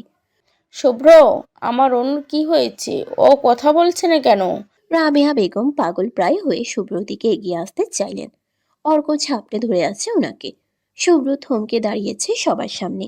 ও দাঁতে দাঁত চেপে উপস্থিত সবার উদ্দেশ্যে বলল, কিচ্ছু হয়নি, আমার অনিন্দিতার কিচ্ছু হয়নি। শুনেছেন সবাই, শুনেছেন? ওই জানোয়ারটা আমার অনিন্দিতাকে অপবিত্র করতে পারেনি। ওর হাত ভেঙে গড়িয়ে দিয়েছে আমি। কাল সকাল পর্যন্ত জানোয়ারটা যদি গরদের বাইরে থাকে, তবে আমি শুভ্র ওকে নিজ হাতে জ্যান্ত কবর দেব। বলে এখানে আর এক মুহূর্ত দাঁড়ালো না ও। হন হন করে বেরিয়ে গেল অচেতন অনিন্দিতাকে নিয়ে। অভিক মাথা নিচু করে ফেলেছে অপরাধ বোধে। বিয়ে হতে না হতেই শ্বশুরবাড়ির সামনে মানিজ্যর ধুলোয় মিশিয়ে দিল কাজীর নামের ওই নরপিশাচটা। নিজের বেডরুমের নরম বিছানায় অনিন্দিতাকে আলতো করে শুয়ে দিল শুভ্র। মেয়েটা অচেতন এখনো। ওর ফর্সা গালে 5 আঙ্গুলের ছাপ, ঠোঁটের কোনায় জমাট বাঁধা রক্ত। শুভ্র বিছানায় বসে অনিন্দিতাকে পাজা কোলে করে নিজের বুকের সাথে মিশিয়ে নিল নিবিড়ভাবে। শুনছো মেঘফুল, তাকিয়ে দেখো, তোমার শুভ্র এসেছে তোমার কাছে। আর কেউ তোমার পবিত্র শরীরে নোংরা স্পর্শ করতে পারবে না, নন্দিতা। শুভ্র ওর পুরো মুখটা ছোট ছোট চুমুতে ভরিয়ে দিল। মেয়েটার হুঁশ নেই। ওর দেহে নিস্তেজ ভারটা ক্ষণে ক্ষণে সজোরে আঘাত করছে শুভ্র হৃৎপিণ্ডে। ও খুব সাবধানে অনিন্দিতার গা থেকে কোটিটা খুলে পাশে রাখলো। ঘাড়ের ওপর দাঁতের ছাপ নজরে আসতেই গায়ে রক্ত যেন টকবক করে ফুটে উঠল ওর। চোখ দুটো মুহূর্তের জন্য বুঝে ফেলল শুভ্র। ওর চোয়ালের হাড়গুলো কাঁপছে রাগে। রায়ানের ওই পাশবিক কামড়ের দাগটা অনিন্দিতার ধবধবে ফর্সা কাঁধে এক বিচ্ছিরি কালছে ক্ষতের মতো বসে আছে। শুভ্রর মনে হচ্ছে ওর কলিজাটা কেউ জীবন্ত টেনে ছিঁড়ে ফেলছে। জানোয়ার, পিশাচ একটা। শুভ্রর কণ্ঠস্বর দিয়ে একটা গোঙানি বেরিয়ে এলো। ও খুব সাবধানে অনিন্দিতাকে আবার বিছানায় শুয়ে দিয়ে ফার্স্ট এড বক্স আর গরম পানি নিয়ে এলো। কাপা কাপা হাতে অ্যান্টিসেপটিক লিকুইডে তুলা ভিজিয়ে ও অনিন্দিতার ঘাড়ে সেই ক্ষতটার উপর ছোয়ালো। সংজ্ঞাহীন মেয়েটা নড়ল না এতটুকুও, অথচ সেদিন মাঝখানো পায়ে বরফ দিতে গিয়ে কেমন চিল্লাচিল্লি করছিল। শুভ্রের বুকের বাঁ পাশে চিনচিনে যন্ত্রণা অনুভব হলো। অ্যান্টিসেপটিক ভেজানো তুলোটা দিয়ে ও মেয়েটার ঠোঁটের কোণে শুকিয়ে যাওয়া রক্তটা পরিষ্কার করে দিল সযত্নে। ক্ষতগুলো পরিষ্কার করে দেওয়া শেষ হলে শুভ্র আলমারি থেকে নিজের একটা নরম টি শার্ট বের করে আনলো। অনিন্দিতার পরনে ফিরোজা শাড়িটা বিষের মতো লাগছে ওর কাছে। রায়ানের নোংরা লালসা স্মৃতি বহন করছে ওটা। শুভ্র ঘরের লাইট নিভিয়ে এসে খুব সাবধানে অনিন্দিতার শাড়িটা বদলে দিল। তারপরে আলতো করে ওর দোকান থেকে খুলে দিল বড় বড় ঝুমকাগুলো। যাবার আগে কত শখ করে শুভ্র পরিয়ে দিয়েছিল ওগুলো। শুভ্রর প্রশস্ত বুক চিরে বেদনায় সিক্ত দীর্ঘশ্বাস বেরোলো। তখন কি ওরা খুনাক্ষুরিয়া জানতো যে দিনের শেষটা এতটাই তিক্ত হবে? শুভ্র নিজেকেই দায়ী করলো মেয়েটার এই অবস্থার জন্য। ও যদি তখন একসাথে টেবিলে বসতো তাহলে তো এত কিছুই হতো না। অপরাধ বোধটা ভেতর ভেতর বিষিয়ে দিল ওকে। কম্বল দিয়ে মেয়েটাকে ভালো করে ঢেকে দিয়ে আবার বুকে টেনে নিল ও। অনিন্দিতার মাথাটা ওর প্রশস্ত বুকের উপর রাখা। শুভ্র হৃৎপিণ্ডের প্রতিটি ধুকপুকানি আশ্রে পড়ছে মেয়েটার কানে। শুভ্র এক হাত দিয়ে ওর চুলে বিলি কেটে দিতে দিতে এক দৃষ্টে তাকিয়ে রইল ফ্যাকাশে মুখটার দিকে। হঠাৎ করেই অনিন্দিতার চোখের পাতা দুটো কেঁপে উঠল সামান্য। তারপর খুব ধীরে ধীরে চোখ মেলল মেয়েটা। প্রথমটাই সবকিছু ঝাপসা মনে হলো ওর। শুভ্রর অতি পরিচিত পারফিউমের ঘ্রাণটাও চিনে উঠতে পারল না ঠিকঠাক। শুভ্র অনুভব করলো অনিন্দিতা জেগেছে। ও আরো নিবিড়ভাবে ওকে আঁকড়ে ধরে কপালে ঠোঁট ছোঁয়ালো। অনিন্দিতা, মেঘফুল, শুনতে পাচ্ছ? হঠাৎ করে অনিন্দিতা একটা অস্ফুট চিৎকার করে উঠে চোখ বন্ধ করে ফেলে পাগলের মতো হাত পা ছুড়তে শুরু করলো। না, ছাড়ুন, আমায় ছাড়ুন প্লিজ। শুভ্র, বাঁচান আমায় শুভ্র। অনিন্দিতার চিৎকারটা আটকে গেল ওর গলার মাঝপথেই। ও চোখ না মিলিয়ে ছটফট করছে ছাড়া পাওয়ার জন্য। শুভ্র শক্ত করে ওকে নিজের বুকের সাথে পিষে ধরল। অনিন্দিতা, এটা আমি। শান্ত হও মেঘফুল, আমি শুভ্র। কেউ নেই এখানে, দেখো। শুভ্রর ওর ঘামে ভেজা কপালে বারবার চুমু খেয়ে ওকে শান্ত করতে চাইল। শুভ্রর কণ্ঠস্বরটা এবার অনিন্দিতার অবচেতন মস্তিষ্কে পৌঁছালো সম্ভবত। অস্থিরতা কমে এলো ধীরে ধীরে। ও চোখ না মেলেই শুভ্রর গেঞ্জিটা খামচে ধরে মুখ লুকালো ওর বুকের মধ্যে। এক সময় কান্নায় ভেঙে পড়ল মেয়েটা। ওভাবে অচেতন ঘুরেই ওর দু চোখ বেয়ে নামলো নোনা জলের ধারা। শুভ্র ওর পিঠে হাত বুলিয়ে দিতে দিতে ফিসফিস করে বলল, খেতে নাও, সব টক্সিন বের করে দাও মন থেকে। আমি আছি তো। ওই জানোয়ারটাকে আমি শেষ করে দিয়েছি অনিন্দিতা। ও আর কোনোদিন তুমি কেন কোনো নারীর দিকে চোখ তুলে তাকানোর আগে 10 বার ভাববে। শুভ্র বুঝতে পারছে শারীরিক ক্ষতগুলো হয়তো শুকিয়ে যাবে কয়েকদিনে, কিন্তু মেয়েটার মনের ভেতরে যে ধস নেমেছে তা সারাতে হিমশিম খেতে হবে ওদের সবাইকে। কাঁদতে কাঁদতে অনিন্দিতা নিস্তেজ হয়ে পড়ল এক সময়। কান্নার বেগ ধীরে ধীরে কমে এলেও ওর শরীরের কাঁপুনিটা বন্ধ হলো না। শুভ্র অনুভব করলো ওর বুকের সাথে লেগে থাকা অনিন্দিতার কপাল অস্বাভাবিক উত্তপ্ত হয়ে উঠছে। মুহূর্তের মধ্যে সে উত্তাপ আগুনের মতো ছড়িয়ে পড়ল ওর সারা শরীরে। শুভ্র ওর কপালে হাত রেখে আটকে উঠল। শরীর পুড়ে যাচ্ছে জ্বরে। মানসিক ট্রমা আর ধকল সহ্য করতে না পেরে ভেঙে পড়েছে মেয়েটার নাজুক শরীর। শুভ্রর বুকের ভেতরটা হাহাকার করে উঠল মুহূর্তেই। অনিন্দিতার অবচেতন মন ওই বিভীষিকা থেকে বের হতে না পেরে নিজের শরীরটাকে গুটিয়ে নিয়েছে এক প্রকার। শুভ্র ওকে বিছানায় সরিয়ে দিয়ে তড়িঘড়ি করে ড্রয়ার থেকে থার্মোমিটার বের করে তাপমাত্রা মেপে দেখল 104.2 ডিগ্রি। শুভ্রর হাত পা ঠান্ডা হয়ে এলো কেমন। ডাক্তারকে কল দেওয়ার উদ্দেশ্যে ফোনটা হাতে নিতেই অর্কর কল এলো। ফোনটা নিয়ে পাশের রুমে গেল শুভ্র। আপু, কেমন আছে ভাইয়া? ভালো না, প্রচণ্ড জ্বর এসেছে। ডক্টর ডাকছি বাসায়। তোমরা কোথায়? বাসায় এসছ? আন্টির কি অবস্থা? আম্মুর বিপি হাই হয়ে গেছে ভাইয়া। আপুর কাছে যেতে চাইছে বারবার। আমরা এইমাত্র বাসায় এলাম। অর্ক, শোনো। শুভ্র দীর্ঘশ্বাস ফেলে খুব ধীর স্থিরভাবে বলল, আন্টিকে বলো অনিন্দিতা এখন ঘুমাচ্ছে। ডক্টর আসছেন। এই অবস্থা আন্টি এখানে এলে আরও বেশি অস্থির হয়ে পড়বেন। আমি ওর কাছে আছি, প্রমিস করছি। সকালে ওকে তোমাদের কাছে নিয়ে যাব। ফোনটা রেখে শুভ্র আর দেরি করলো না। ওর ফ্যামিলি ডক্টরকে কল দিয়ে অবিলম্বে বাসায় আসতে বলল। কল কাটতেই কলিং বেল বাজলো। আজিজ সাহেব এবং সোনালী বেগম এসেছেন। শুভ্র গম্ভীর মুখে দরজা খুলে দিল। অস্থির হয়ে ভেতরে ঢুকলেন দুজন। তারপর উদ্বিগ্ন কণ্ঠে জিজ্ঞেস করলেন, মেয়েটার জ্ঞান ফিরেছে শুভ্র? শুভ্রর চোয়াল শক্ত হয়ে এলো। ও মাথা নেড়ে নামবোধক ইশারা করে বলল। প্রচণ্ড জ্বরে গা পড়ে যাচ্ছে। জ্বরের কথা শুনে আটকে উঠলেন দুজনেই। সে কি জ্বর আসবে কেন? টেম্পারেচার কত মেপে দেখেছো? চিন্তিত মুখে জিজ্ঞেস করলেন সোনালী বেগম। 104-এর ওপরে আম্মু। শুভ্রর কণ্ঠস্বরটা শোনালো একটা শুকনো মরুভূমির মতো। ওর চোখ দুটো লাল হয়ে আছে, যা দেখে আজিজ সাহেব আর সোনালী বেগম বুঝে নিলেন শুভ্রর ভেতরটা কতটা তছনছ হয়ে গেছে। কথা বলতে বলতেই আবার কলিং বেল বেজে উঠল। শুভ্র দ্রুত পায়ে এগিয়ে গিয়ে দরজা খুলে দিল। ডক্টর ভেতরে ঢুকে শুভ্রর বিধ্বস্ত চেহারা দেখে একবার থমকালেন, কিন্তু পরিস্থিতির গুরুত্ব বুঝে কথা না বাড়িয়ে সরাসরি এগিয়ে গেলেন শুভ্রর বেডরুমের দিকে। আজিজ সাহেব আর সোনালী বেগমও ঢুকলেন পিছু পিছু। শুভ্র দরজার চৌকাঠে দাঁড়িয়ে রইল পাথরের মূর্তির মতো। ওর চোখ দুটো স্থির বিছানায় শায়িত ওই ছোট্ট অচেতন শরীরটার উপর। ডক্টর খুব মনোযোগ দিয়ে অনিন্দিতাকে চেক আপ করলেন। ওর গালের কালশিটে দাগ আর ঘাড়ের ক্ষতটা দেখে ডক্টরের কপালে ভাঁজ পড়ল। শুভ্র পাথরের মতো এক কোণে দাঁড়িয়ে দেখছিল সব। চেক আপ শেষ করে ডক্টর একটা দীর্ঘশ্বাস ফেলে শুভ্রর দিকে তাকালেন। শুভ্র, ওর ফিজিক্যাল ইনজুরি খুব বেশি সিরিয়াস না হলেও মেন্টাল শকটা প্রচণ্ড। এই হাই ফিভারটা আসলে বডির একটা ডিফেন্স মেকানিজম। ওর শরীর ট্রমা থেকে লক করে ফেলেছে নিজেকে। শুভ্রর কণ্ঠস্বর বুঝিয়ে এলো। এখন কি করতে হবে ডক্টর? আমি একটা ইঞ্জেকশন দিচ্ছি যাতে টেম্পারেচারটা নেমে যায়, তবে জ্ঞান ফিরলে ও খুব ভালো আর রিয়েক্ট করতে পারবে না, অতিরিক্ত শান্ত হয়ে যেতে পারে। সময়টা খুব ক্রিজুয়াল, প্রচণ্ড পরিমাণে মেন্টাল সাপোর্ট দরকার ওর। ডক্টর ইনজেকশনটা পুশ করার পর আরও কিছুক্ষণ পর্যবেক্ষণ করলেন অনিন্দিতাকে। প্রেসক্রিপশনটা শুভ্রর হাতে ধরিয়ে দিয়ে যাওয়ার আগে ওর কাঁধে হাত রাখলেন। শুভ্র, ছেলে হিসেবে তুমি বেশ শক্ত, কিন্তু আজ তোমাকে একজন ধৈর্যশীল মানুষের পরিচয় দিতে হবে।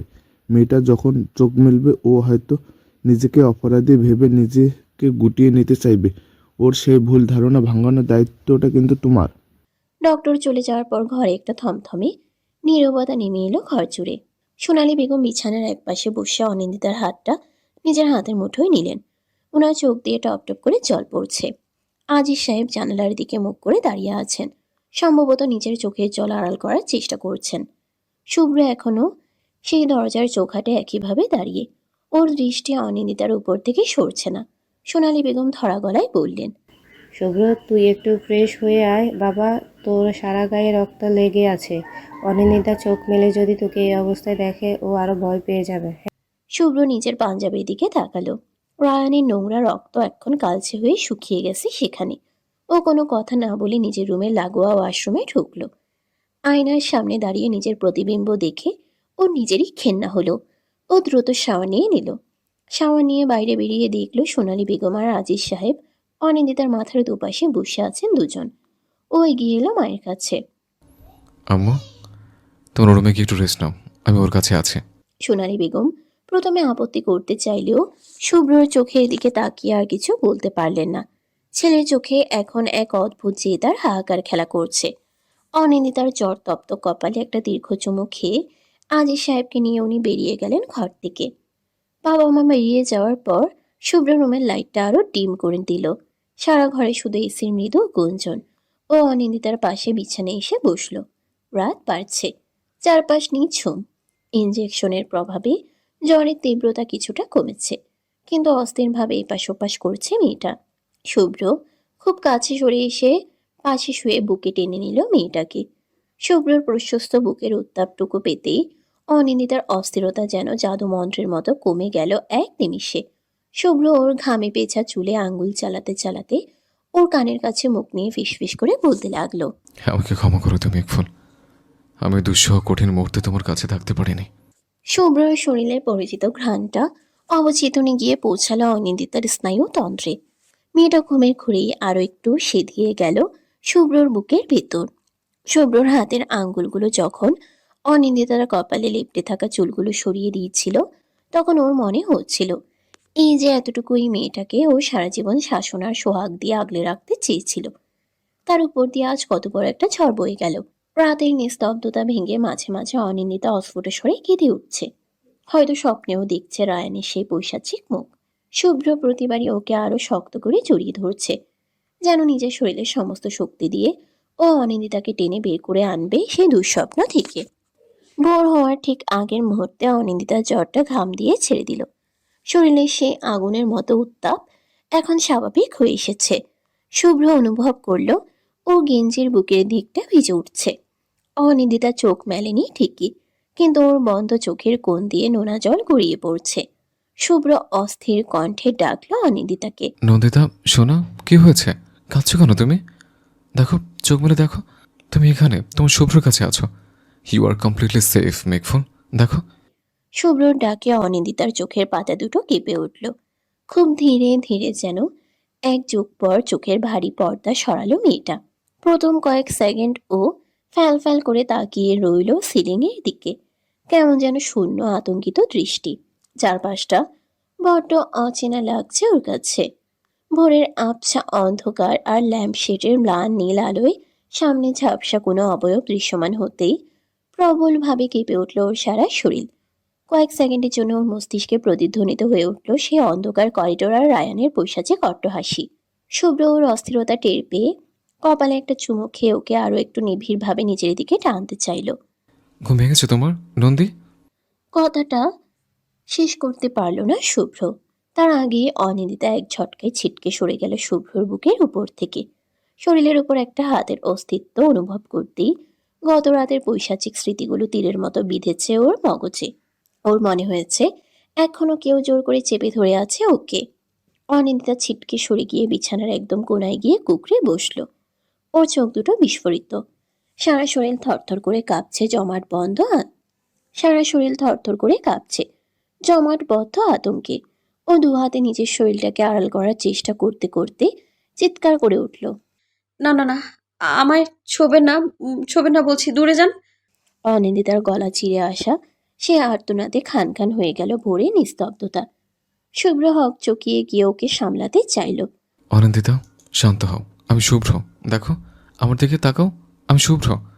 অনিন্দিতা কোনো কথা কানে নিচ্ছে না। ও বিছানার এক কোণে গুটিসুটি মরে বসে নিজের দুই হাত দিয়ে শরীরটা আড়াল করার চেষ্টা করছে। ওর দৃষ্টির ওই শূন্যতা আর আতঙ্ক যেন শুভ্রর কলিজা ছিঁড়ে ফেলছে। অনিন্দিতা কাঁপতে কাঁপতে নিজের গায়ের টি শার্টটার দিকে তাকালো। শুভ্রর বিশাল টি শার্টটা নিজের গায়ে দেখে আরো বেশি প্যানিক করতে শুরু করলো মেয়েটা। অনিন্দিতা ডুকরে কেঁদে উঠল। ওর মনে হচ্ছে ও এখনো সেই নরক কুণ্ডে আটকে আছে। শুভ্র দ্রুত গতিতে বিছানা থেকে নেমে দুই হাত তুলে আত্মসমর্পণ করার ভঙ্গিতে দাঁড়ালো। মেঘফুল, আমি তোমাকে ছোবো না, প্রমিস। তুমি জাস্ট একবার ভালো করে তাকাও আমার দিকে। এটা আমার বাসা। তুমি কাল রাতে অসুস্থ পড়েছিলে, তাই তোমাকে এখানে নিয়ে এসেছে। আমি তোমার কোনো ক্ষতি করবো না, ট্রাস্ট মি। অনিন্দিতা কাঁপছে। কাঁপতে কাঁপতে অবিশ্বাসী দৃষ্টিতে তাকিয়ে আছে শুভ্রর দিকে। রায়ানের নোংরা স্পর্শ ওর স্নায়ুকে এতটাই বিষাক্ত করে দিয়েছে যে পরম নির্ভরতার মানুষকেও শত্রু ভাবতে শুরু করেছে ও হেঁচকি তুলে কাঁদতে কাঁদতে মাথা নাড়ছে। মিথ্যে কথা, মিথ্যে কথা, সবাই খারাপ। আমায় ধরবেন না, আমাকে নোংরা করে দেবেন না প্লিজ। শুভ্র, শুভ্র ঘৃণা করবে আমায়, আমাকে আর আর কখনো ভালোবাসবে না। শুভ্র, আমায় এখান থেকে নিয়ে যাও শুভ্র। শুভ্রর হার্টবিট যেন থেমে গেল এক মুহূর্তের জন্য। অনিন্দিতা ওর সামনেই বসে আছে, অথচ ওকে চিনতে পারছে না মেয়েটা। ট্রমা ওকে কতটা গভীরে নিয়ে গেছে ভেবেই শুভ্রর বুকের বাঁ পাশটা কেমন মোচড় দিয়ে উঠল। ওই স্থির গলায় খুব নরম স্বরে আবার ডাকলো। আমার চোখের দিকে তাকাও অনন্দিতা। দেখো, তোমার শুভ্র তোমার সামনে দাঁড়িয়ে আছে। সে একটু ঘৃণা করে না তোমাকে। শুভ্র এক পা এগিয়ে যাওয়ার চেষ্টা করতেই অনিন্দিতা আরো বেশি সিটিয়ে গেল বিছানার কোনায়। না, কাছে আসবেন না, দূরে যান। বলতে বলতেই ওর দৃষ্টি স্থির হলো দরজায় দাঁড়িয়ে থাকা শুভ্রর মা বাবার উপর। সাথে সাথেই ওর সমস্ত শরীর এক ঝটকায় শক্ত হয়ে গেল পাথরের মতো। অনিন্দিতার ওই পাথর হয়ে যাওয়া দৃষ্টি দেখে শুভ্রর পায়ের তলার মাটি যেন সরে গেল। সোনালী বেগম আর আজিজ সাহেব সব শুনে দৌড়ে এসেছিলেন। দরজায় দাঁড়িয়ে তারাও বাকরুদ্ধ। অনিন্দিতা যেভাবে ভয়ে কুঁকড়ে আছে তা দেখে সোনালী বেগম আর থাকতে পারলেন না।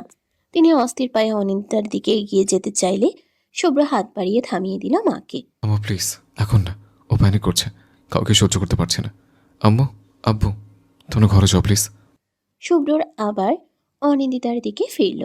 ও অনুভব করতে পারছে অনিন্দিতার মস্তিষ্কে এখন এক প্রচণ্ড লড়াই চলছে। একদিকে ওর উপর হয়ে যাওয়া পাশবিক অত্যাচারের স্মৃতি, আর অন্যদিকে শুভ্রর এই চিরচেনা কণ্ঠস্বর। ও কাঁপতে কাঁপতে নিজের দু হাতে মুখ ঢেকে ঠুকরে কেঁদে উঠল। শুভ্র, শুভ্র আমায় দেখলে ঘৃণা করবে। আমি আমি অপবিত্র হয়ে গেছি, আমার শাড়ি নেই, আমাকে নোংরাভাবে ছুঁয়েছে ওই লোকটা। শুভ্র আমায় আর ভালোবাসবে না আর। অনিন্দিতা বিড়বিড় করে কাঁদছে আর নিজের শরীরটাকে ছোট করার চেষ্টা করছে। শুভ্রর বুকের ভেতরটা যেন কেউ ধারালো ছুরি দিয়ে ফালি ফালি করে কাটছে।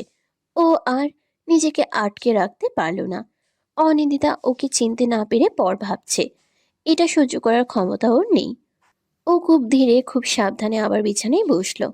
অনিন্দিতা আবারও পিছিয়ে যেতে চাইল, কিন্তু এবার শুভ্র আর সুযোগ দিল না। ও এক ঝটকায় অনিন্দিতার দুই হাত শক্ত করে নিজের হাতের মুঠোয় পুরে নিল। অনন্দিতা, তাকাও আমার দিকে, তাকাও বলছে। কে বলেছে আমি তোমাকে ঘৃণা করি? কি বলেছি আমি তোমাকে আর ভালোবাসবো না? কার সাধ্য আছে তোমাকে অপবিত্র বলার? তুমি অপবিত্র নাও, ওই জানোয়ারটা তোমাকে অপবিত্র করতে পারেনি। তার আগে আমি আগলে নিয়েছি তোমাকে। তুমি আমার ছেলে আছো এবং সারা জীবন থাকবে। অনিন্দিতা একটু স্থির হলো যেন। ও ঝাপসা চোখে তাকালো শুভ্র রক্তিম চোখ জোড়ার দিকে। সেই তীব্র অধিকার বোধ আর চোখের কোণে নোনা জলটুকু দেখে অনিন্দিতার স্মৃতিগুলো ধীরে ধীরে ফিরতে শুরু করলো বোধ হয়। ও কাঁপতে কাঁপতে মুখ তুলে তাকালো শুভ্রর চোখের দিকে। শুভ্রর চোখ দুটো ভিজে আছে, অথচ দৃষ্টিতে এক ইস্পাত কঠিন প্রতিজ্ঞা। শুভ্র, খুব অস্ফুট স্বরে জিজ্ঞেস করলো মেয়েটা। গলার স্বরটা একদম ভেঙে এসেছে ওর। শুভ্রর ঠোঁটে এক চিলতে বিষণ্ণ হাসি ফুটল। হ্যাঁ মেঘফুল। অনিন্দিতা হঠাৎ করে শক্তি খাটিয়ে নিজের হাত দুটো ছাড়িয়ে নিল শুভ্রর হাতের মুঠো থেকে। আমাকে আমাকে কেন ধরেছেন শুভ্র? ছেড়ে দিন আমায়। আমি নোংরা হয়ে গেছি। ওই লোকটা আমার আমার অনিন্দিতার কথাগুলো শেষ হওয়ার আগেই শুভ্র এক ঝটকায় ওকে নিজের বুকের ভেতর টেনে নিল। অনিন্দিতা বাধা দেওয়ার চেষ্টা করলো, ছোট ছোট হাত দুটো দিয়ে শুভ্রর বুকে ধাক্কা দিতে চাইল, কিন্তু শুভ্রর ইস্পাত কঠিন আলিঙ্গনের সামনে ও বড্ড অসহায়। শুভ্র ওকে এমনভাবে নিজের সাথে পিষে ধরেছে যেন শরীরের সমস্ত শক্তি দিয়ে অনিন্দিতার মনের ভেতর জমে থাকা কালশিটে দাগগুলো মুছে দেবে ও। চুপ, একদম চুপ। শুভ্রর কণ্ঠস্বর ভারী হয়ে এলেও তাতে যেন এক অমোঘ আদেশ। ওসব শব্দ আর একবারও মুখে আনবে না। কোনো পিশাচ তোমাকে কি বলেছে বা কি করেছে তাতে কিচ্ছু যায় আসে না। শুভ্র মেঘফুল শুধু শুভ্ররই আছে। অনেকক্ষণ চটফট করার পরেও যখন শুভ্রর হাতের বাঁধন বিন্দুমাত্র ঢিলে হলো না, অনিন্দিতার নিস্তেজ দেহটা তখন এক অদ্ভুত শীতলতায় স্থির হয়ে এলিয়ে পড়ল শুভ্রর বুকের ভেতর। ওর ছটফটানি থেমে গেছে, কিন্তু এই নিস্তব্ধতা যেন আগের অস্থিরতার চেয়েও বেশি ভীতিপ্রদ। ও কাঠের পুতুলের মতো স্থির হয়ে রইল শুভ্রর আলিঙ্গনে। শুভ্রর প্রশস্ত বুকের ধুকপুকানি ও অনুভব করতে পারছে, কিন্তু ওর নিজের ভেতরটা তখন যেন এক জনশূন্য শ্মশান। অনিন্দিতা শূন্য দৃষ্টিতে শুভ্রর কাঁধের উপর দিয়ে ঘরের দেয়ালের দিকে তাকিয়ে আছে। ওর গলার স্বরটা এখন একদম নিষ্প্রিয়, যেন ও নিজের কথা বলছে না, অন্য কারো গল্প বলছে। আপনি কেন আমায় ছুঁয়েছেন শুভ্র? কেন এখনো আগের মতো এমন আদরে ব্যবহার করছেন আমার সাথে? অনিন্দিতার কণ্ঠস্বরে একরাশ ক্লান্তি। আমি তো আগের মতো নেই শুভ্র। আপনার ঘৃণা লাগছে না? অনিন্দিতার নিষ্প্রাণ প্রশ্নগুলো শুভ্রর কানে তপ্ত সিসার মতো লাগলো। ও উত্তর দেওয়ার আগেই অনিন্দিতা আবার বলতে শুরু করলো। আমার গলার কাছে, আমার কাঁধে ওই লোকটার নোংরা দাঁতের চিহ্ন আছে শুভ্র। আমার বুকে পেটে ওই চটচটে কোল্ড ড্রিঙ্কসের সাথে ওই লোকটার হাতের ছোঁয়া মিশে আছে। আপনি কেন আমায় ছুঁড়ে ফেলে দিচ্ছেন না? বলতে বলতেই অনিন্দিতা খানিকটা সরে এসে সরাসরি শুভ্রর চোখের দিকে তাকালো। শুভ্র ওর মুখটা আলতো করে নিজের দু হাতের তালুতে তুলে ধরল। অনিন্দিতার গালে সেই কালশিটের দাগটা শুভ্রর চোখের সামনে। ও নিজের বুড়ো আঙ্গুল দিয়ে খুব সাবধানে সেই দাগটা স্পর্শ করল। অনিন্দিতা চোখ বুঝে ফেলল, যন্ত্রণায় নয়, নিজের প্রতি এক তীব্র ঘৃণায়। ঘৃণা? শুভ্রর কণ্ঠস্বরটা কেঁপে উঠল সহসা। ঘৃণা কেন লাগবে আমার মেঘফুল? কার উপর ঘৃণা লাগবে? তোমার উপর? যে মেয়েটা একা ওই পিশাচটার সাথে লড়াই করেছে নিজের সম্মান বাঁচাতে। ঘৃণা তো আমার নিজের ওপর লাগছে। আমি সেই মুহূর্তে তোমার ডাকে সাড়া দিতে পারিনি, কিন্তু তোমাকে তোমাকে ঘৃণা করার কথা ভাবা মানে আমার নিজের অস্তিত্বকে অস্বীকার করা, নন্দিতা। অনিন্দিতা এক দৃষ্টে তাকিয়ে রইল শুভ্রর দিকে। ওর ঠোঁট দুটো কাঁপছে। শুভ্র আবার বলতে শুরু করলো। তুমি বললে তুমি আগের মতো নেই, ঠিকই তো বলেছ। তুমি এখন আগের চেয়ে অনেক বেশি আমার। কাল রাতের ঘটনার পর আমি উপলব্ধি করেছি তোমাকে ছাড়া আমার পৃথিবীটা ঠিক কতটা অন্ধকার। তুমি কি মনে করো আমার ভালোবাসা তুই ঠুনকো যে একটা পশুর লালসা সেটাকে ধুলে মিশিয়ে দেবে? নন্দিতা, তুমি বিন্দুমাত্র নোংরা নও। যদি কেউ নোংরা হয়ে থাকে তবে সেটা ওই জানোয়ারটা। তুমি আমার কাছে কালো যা ছিলে আজও তাই আছো, ফুলেছ বেশি পবিত্র, সুন্দর। অনিন্দিতা শুভ্রর বুকের ধুকপুকানিটা অনুভব করছে। এই শব্দটা এতই চেনা, এতটাই নিরাপদ, কিন্তু ওর মনের এক কোণে সেই কর্কশ শ্বাসের প্রতিধ্বনি বাজছে এখনো। ও খুব ধীর স্বরে প্রায় বিড়বিড় করে বলল। আমার মনে হচ্ছে এই নোংরা হাতগুলো এখনো আমার শরীরে। বলতে বলতেই ও নিজের গলায় হাত দিয়ে গলা টিপে ধরল। উন্মাদের মতো নিজের শরীরের কাল্পনিক ছোঁয়াগুলো মুছে ফেলতে চাইল ঘষতে ঘষতে। শুভ্র আতঙ্কিত হয়ে অনিন্দিতার নিজের গলায় চেপে ধরা হাত দুটো ছটকা দিয়ে সরিয়ে দিল। অনিন্দিতা কি করছো তুমি? Stop it, look at me. Shubhra দু হাতে অনিন্দিতার কাঁধ ধরে ওকে সামান্য ঝাঁকানি দিল, যেন ওকে ওই দুঃস্বপ্ন থেকে টেনে বের করে আনতে চায়। নখগুলো গলার নরম চামড়ায় বসে গিয়ে সরু লাল দাগ তৈরি করেছে। শুভ্রর বুকটা ফেটে যাচ্ছে মেয়েটার অবস্থা দেখে। ও অনিন্দিতার দুই কবজি শক্ত করে ধরে ওকে একদম নিজের মুখের কাছে টেনে আনলো। তারপর খুব আলতো করে অনিন্দিতার ঘাড়ের সে কালশিটে দাগটার উপর ঠোঁট ছোঁয়ালো। অনিন্দিতা শিউরে উঠে পিছিয়ে যেতে চাইল, কিন্তু শুভ্র শক্ত করে ঝাপটে ধরল ওকে।